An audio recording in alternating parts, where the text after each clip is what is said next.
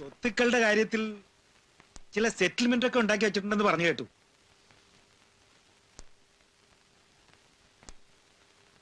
സത്യാവസ്ഥ അറിയാനൊരാശ. കേട്ടതൊക്കെ ശരി തന്നെയാ. ബില്ല് എഴുതി രജിസ്റ്റർ ആക്കിയിട്ടുണ്ട്. എസ്റ്റേറ്റ് ഒഴിച്ചുള്ള എല്ലാ സ്വത്തുക്കളും 3 തമ്പുരാട്ടിമാരുടെയും മറ്റുള്ളവരുടെയും പേർക്കാ എഴുതി വെച്ചിരിക്കുന്നത്. എസ്റ്റേറ്റ് രാധികയ്ക്കും വലിയ തമ്പുരാട്ടിക്കും മാലയി തമ്പുരാട്ടിക്കും കൂടെ. പിന്നെ കണക്കിലൊന്നും പെടാത്ത കുറച്ച് പൊന്നും പണമുണ്ട്. അത് ആർക്കും ഒരു കുറവും വരാത്ത വിധത്തിൽ വീതിച്ചങ്ങോട്ട് തരും. പക്ഷെ തമ്പുരാന്റെ കാലശേഷേ കൈ കിട്ടും. അതുവരെ ജീവിക്കാനുള്ളത് മുടക്കം കൂടാതെ ഇവിടുന്ന് തരുന്നുണ്ടല്ലോ. അപ്പോ കാലശേഷമേ കിട്ടൂ അല്ലേ? പ്രശ്നവശാൽ 84 വയസ്സിൽ മരിക്കാനൊരു യോഗമുണ്ട്. അത് കഴിഞ്ഞാ പിന്നെ 96 വയസ്സ് വരെ യമധർമ്മന് പോലും തൊടാൻ പറ്റില്ല. അപ്പോ 96 കൂട്ടുന്നത് തന്നെയാ നല്ലത് അല്ലേ? അപ്പോ പിന്നെ ഇനിയും 10-36 വർഷം.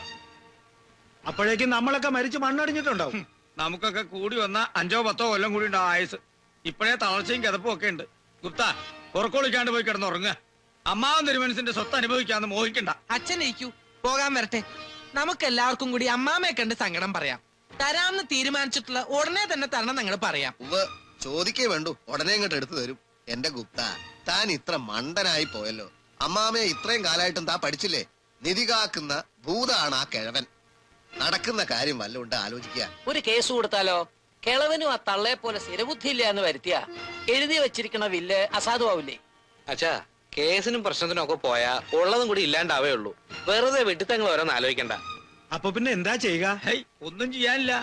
3 നേരം സുഖമായിട്ട് ഉണ്ടു ഉറങ്ങി അങ്ങോട്ട് കഴിഞ്ഞു കൂടുക, അത്ര തന്നെ. കിട്ടുന്നതിൽ ഒരു ഓഹരി എനിക്കും ബാലരാമനും കൂടി തരാമെങ്കിൽ വഴി ഞാൻ പറയാം. തരുവോ? തരാം. തരാം. ക്ഷത്രിയന് യുദ്ധം ധർമ്മമാണ്. യുദ്ധം ചെയ്യുക. യുദ്ധത്തിൽ നിഗ്രഹം പാപമല്ല, യശസ്സാണ്.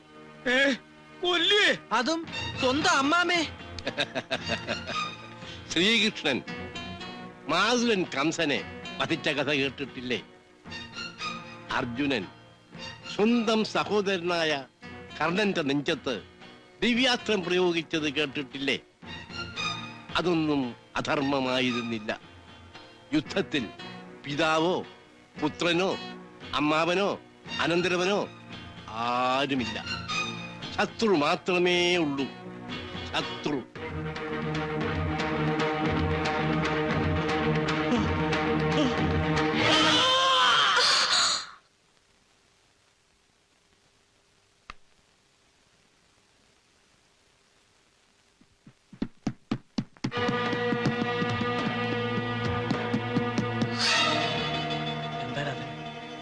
എന്തായി ആ സമയത്ത്? നീ വല്ലാണ്ട് ഭയപ്പെട്ടിരിക്കണല്ലോ. എന്താ ഉണ്ടായേ? പറയാ. ഞാനൊരു സ്വപ്നം കണ്ടു. അത്രേ ഉള്ളൂ.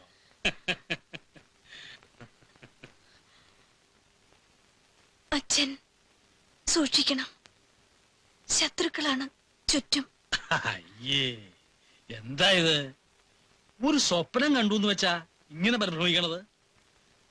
അച്ഛനൊന്നും വരില്ല. ചുറ്റും ചിരിച്ചു കാണിക്കണ മുഖങ്ങളൊക്കെ പൊയ്യാണെന്നറിയാം. വഹകളിലാണ് എല്ലാവർക്കും നോട്ടം. കൊടുക്കാൻ മനസ്സില്ലാഞ്ഞിട്ടല്ല. ഞാനിതൊക്കെ കെട്ടിപ്പൊതിഞ്ഞു കൊണ്ടുപോകാൻ പോണുണ്ടോ? എന്നാലും ഈ ആർത്തി കാണുമ്പോഴാ. നിന്നെ ഒരു സ്ഥാനത്ത് ഏൽപ്പിച്ചു കഴിഞ്ഞാൽ പിന്നെ മരിക്കണതിലും അച്ഛന് സന്തോഷമുള്ളൂ. പോയി കിടന്നോളൂ.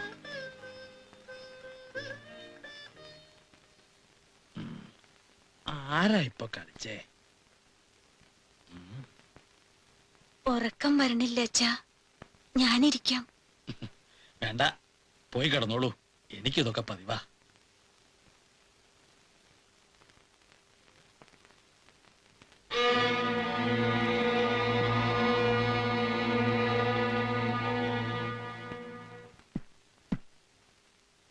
രണ്ടു മാസം ലീവ് ഉണ്ടെന്ന് പറഞ്ഞിട്ട് എന്താ ഇത്ര പെട്ടെന്ന് പുറപ്പെടുന്നേ?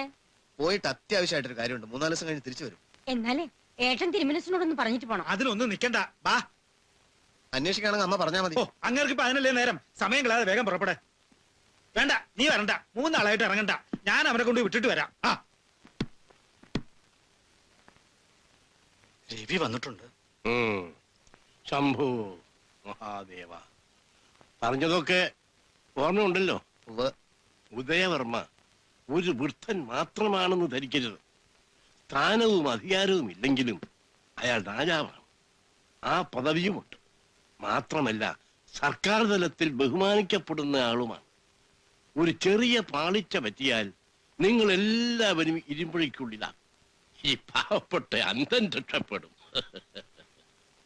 വാർദ്ധക്യ സഹജമായ കാരണങ്ങളാലോ അല്ലെങ്കിൽ യാദൃശ്ചികമായ ഒരു അപകടം മൂലമോ ആയിരിക്കണം മരണം. കൊലപാതകമാണെന്ന് സംശയം കൂടി തോന്നാൻ പാടില്ല. അത് സാധിക്കോ? സാധിക്കണം.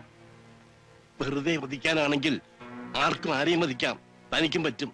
കൊണ്ടുവരുന്നയാൾ സമർത്ഥനായിരിക്കണം. ബുദ്ധിയും വൈഭവമുള്ള ആളായിരിക്കണം. കാഴ്ചയിലും പെരുമാറ്റത്തിലും ആർക്കും ഒരു സംശയവും തോന്നരുത്. അങ്ങനെയുള്ള ഒരാളെ കിട്ടിയില്ലെങ്കിൽ ഈ പദ്ധതി അങ്ങ് മറന്നേക്കും. ബോംബെയിൽ കിട്ടാണ്ടിരിക്കില്ല. അധോലോക രാജാക്കന്മാരുടെ നാടാണ് ബോംബെ. മുത്തശ്ശൻ അറിയോ അത്? ഈ അന്ധൻ എന്തറിയാൻ? ഒരു കാര്യം വീണ്ടും ഓർമ്മിപ്പിക്കുന്നു. ഐകമത്യം മഹാബലം. ഒരുമിച്ച് നിന്നാൽ എല്ലാവർക്കും നല്ലത്. സ്ത്രീകളോട് ഒരു കാരണവശാലും ഒന്നും പറയരുത്. കഴുത്ത് അങ്ങോട്ട് കണ്ടിച്ചാലും ഞാൻ മാധവിയോട് പറയുന്ന പ്രശ്നമില്ല. അപ്പൊ ഞാൻ പോയി വരട്ടെ മുത്തശ്ശ. വിജയീ ഭവ, വിജയീ ഭവ.